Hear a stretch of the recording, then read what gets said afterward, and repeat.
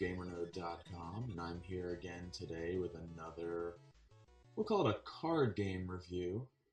This is Thunder and Lightning from Z-Man Games, designed by the famous Richard Borg, the designer of games like Memoir 44, Commands and Colors Ancients, and Battlelore. This is a card game, and it's a two-player only game that feels a lot to me like Stratego, that classic game, but is a re-implementation of Hera and Zeus. This time with a Viking theme, not a Viking theme, a Norse mythology theme. So here's the game. This is what it looks like. So the way that this game works is that you have two players facing off against one another in combat using cards that are arranged in ranks and files. So to start the game, each player shuffles his or her deck and draws a hand of 9 cards. You can't see those, they're blurry, that's okay. He will then, or she, will then place cards onto the table face down as the front row of the army, and the opponent will do the same. So the beginning of the game will look a little something like this. When a challenge is made between these two cards, the cards will be flipped over. So say blue Loki challenges red Thor. You'll then compete with these numbers, 3 versus 6. The higher number wins, and the lower number is discard. I put the discard pile right there on the other side because you'll only ever have 3 columns. Each round, a player can do up to 4 actions, and this number of actions is actually based on the number of columns that he has in his army still. So this player would only be able to perform 2 actions on a turn, whereas this player could perform 3. If either player has the Thor or Loki card in their front row, which is the only place that card can be, then he gets 4 actions regardless of how many columns he has in his army. Now, some of the actions one can do is A, draw a card. That's 1 action. B, place a card. That's 1 action. So I've done 2 actions, and if this were the case on this board, where I only have 2 columns worth of cards, then 2 actions and I would be done. If I had a third action, I could then maybe challenge here, but I know that I would lose that battle, so I wouldn't do that. Maybe I'll challenge here because I have a 5, and 5 is pretty good. These cards are numbered from 1 to 7. So I'm going to make a challenge here, and Thor has to reveal, and Thor has a shield wall. Now there are some special cards, so it's more than just a larger game of war. So certain cards have special abilities. For example, this shield wall, when challenged on the battlefield, the shield wall defeats all cards except for the female archer specifically. But the shield wall may never make a challenge. So any number, 1 through 7, if it attacks a shield wall, it's discarded. So until I can get an archer there, I can't attack that space. Now, if you already have cards out, let's probably wouldn't want to use that one. Say we already have 3 cards out. Maybe another turn comes up. I want to support some of these rows. I'm just going to pull some cards here until I get one that makes any sense. So I put some of these cards behind these rows so that if Thor decides to make a challenge here, kills this fire giant, this card now slides up and I still have 3 columns, so I can still take 3 actions on subsequent turns. Because remember, if he defeats a whole column, then I'm limited in my number of actions I can perform on upcoming turns. So part of the strategy of this game is being able to always take the maximum number of actions and never being stuck without a column, because that severely limits your competitive edge. Now, you can also, the 4th action, we have draw a card, play a card, make a challenge. The fourth action is then play a card from your hand. Now, you play cards from your hand if they have this symbol. This is the mythological symbol. This is a mythological power. So this allows me to take up to 3 Viking warriors and or female archer cards from my discard pile. So now I can use this long ships, I play it directly to the discard pile, but then I take this Viking warrior back. And there are a number of cards that are like that. We can go through some of them actually here, just as an idea. A few of the special cards are the female archer, who's able to destroy that shield wall, as we saw before. She has a skill of 2 otherwise. We saw the shield wall. You have your Thor and Loki cards. Now these are special because they don't cost an action point to play, and when they are played, they're played face up immediately. They go right in the first row, and when you play them out there, you put your little Thor or Loki marker on there so that they're easy to spot. You don't forget that that player has that card there. And more importantly, you don't forget that you've placed your Thor or Loki card, because you benefit from having him out for the purpose of getting more actions per turn.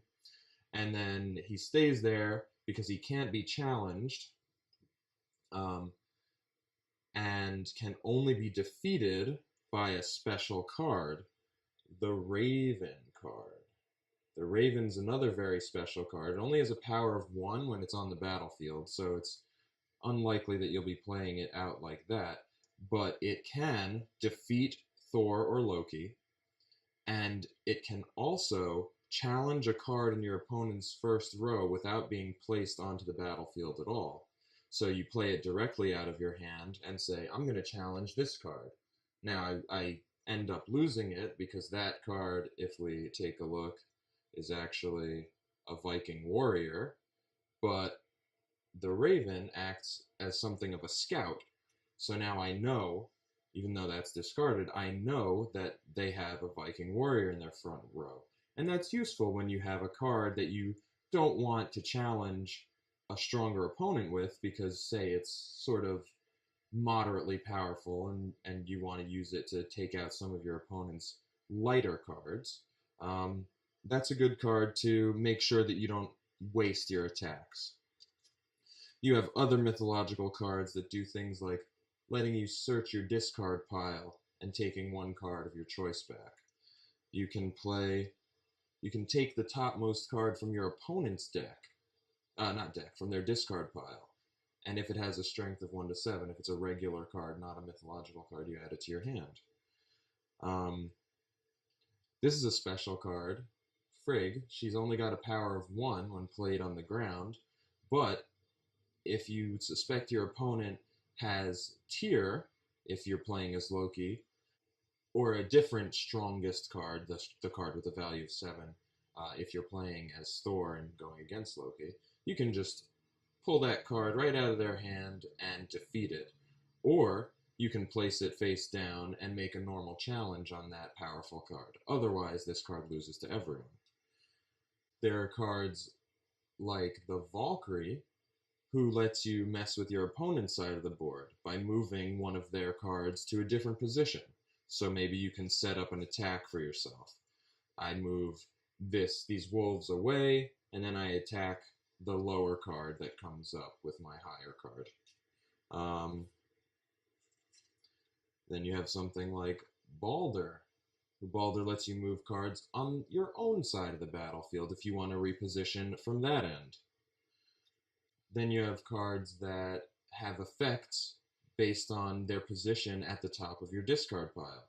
This Berserker improves the attacking strength of all of your Viking warriors. So when they attack, they do a 6, even though they normally have a 3. They'll still defend at a 3, but so long as this Berserker's on the top of your discard pile, they'll attack with a 6. So these are some of the cards that you can play from your hand. Maybe another one is Odin lets you pull ravens back from your discard pile. Vidar lets you attack one or two cards deeper into the outermost column of your opponent's battlefield. Gungnir or Mjolnir, if you're playing as Thor, lets you immediately zap one of your opponent's cards from the battlefield.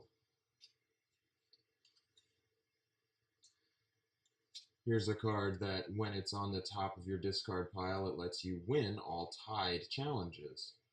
Because otherwise, if you have a card that is the strength of 6 and you attack a 6, both head off to the discard pile.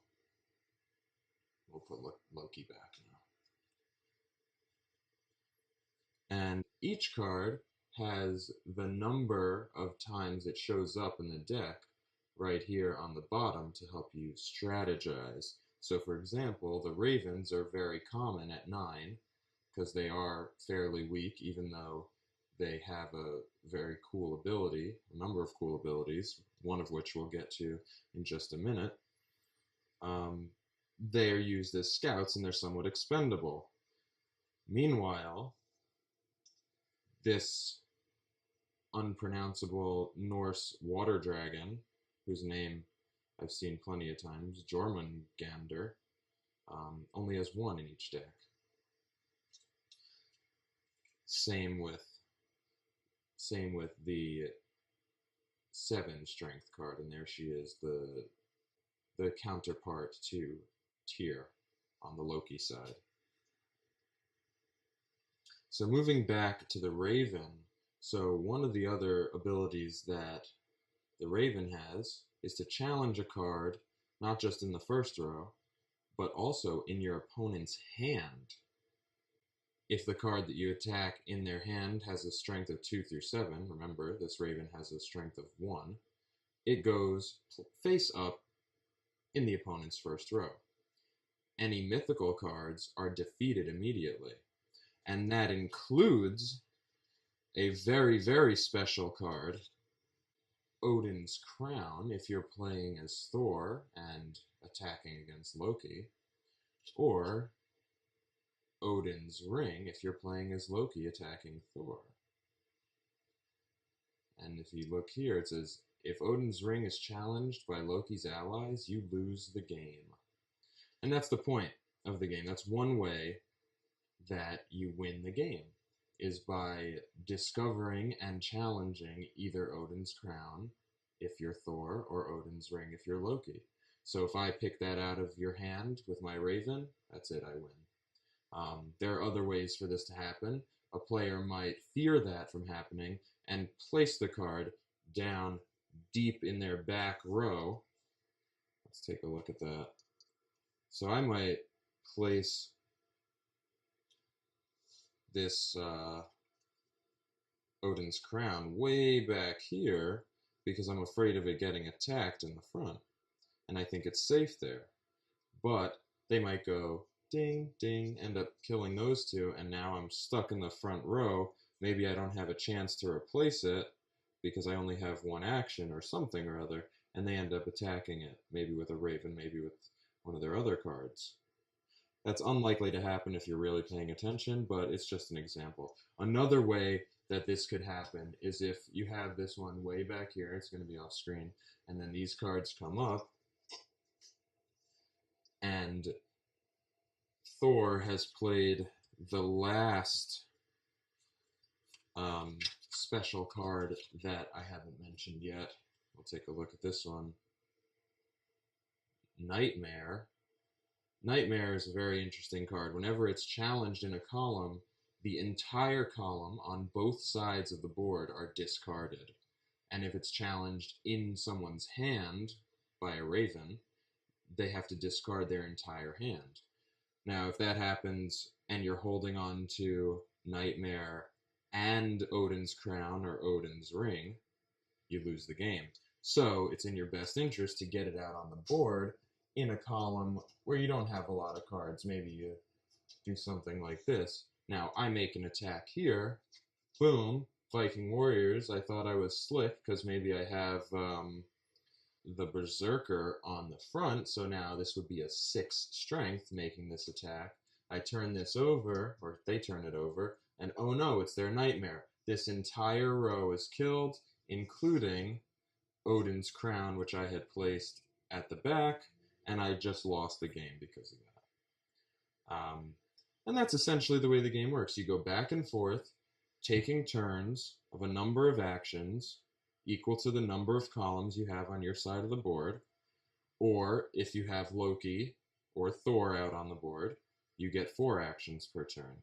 And you're doing a combination of managing what cards you have in your hand to be able to place out on the board and have a somewhat decent tableau that isn't likely to be destroyed, and making attacks on your opponent via the cards on their battlefield or in their hand, and trying to locate and destroy, or I guess take back, Odin's crown or Odin's ring.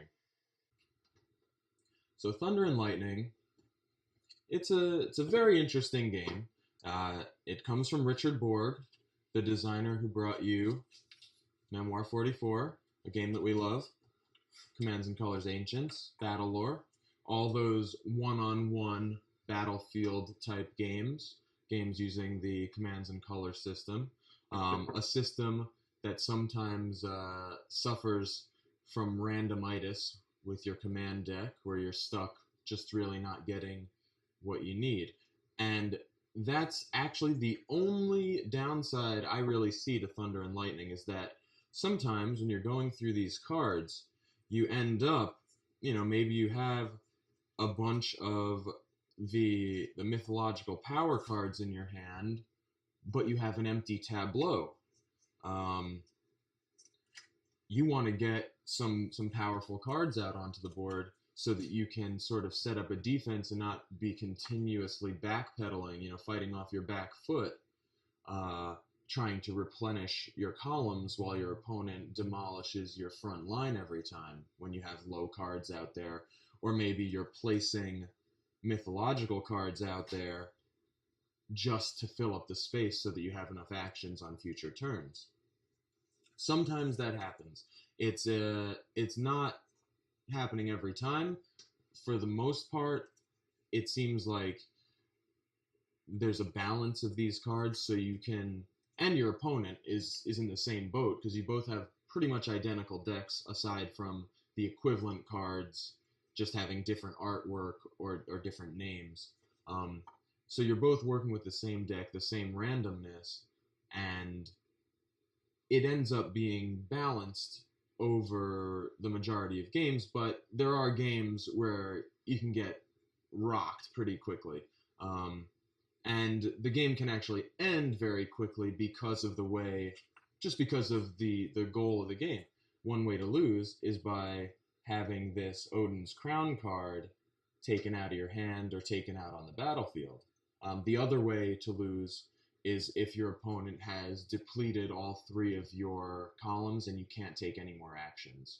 Or if you've run through your deck and you can't necessarily challenge on the board because of the card that you have out there. If you can't take an action, if you can't play something from your hand, then you're out.